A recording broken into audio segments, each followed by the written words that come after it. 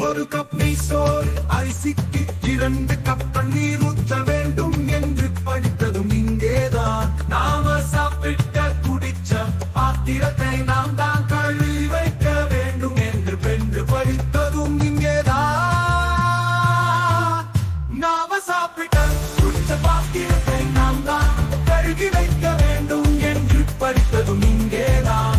எந்த உணவு சாப்பிட்டாலும் அது உட்கருத்தில் படித்தது இங்கேதான். இன்று பிரித்து வைத்து நாளை சூடாக்கி சாப்பிட்டாலும் ஒன்று ஆகாது என்று படித்ததும் இங்கேதான்.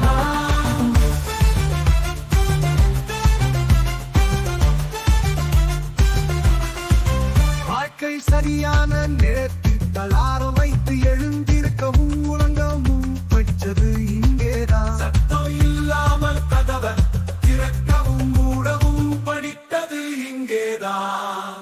தனது கனவு தேவதை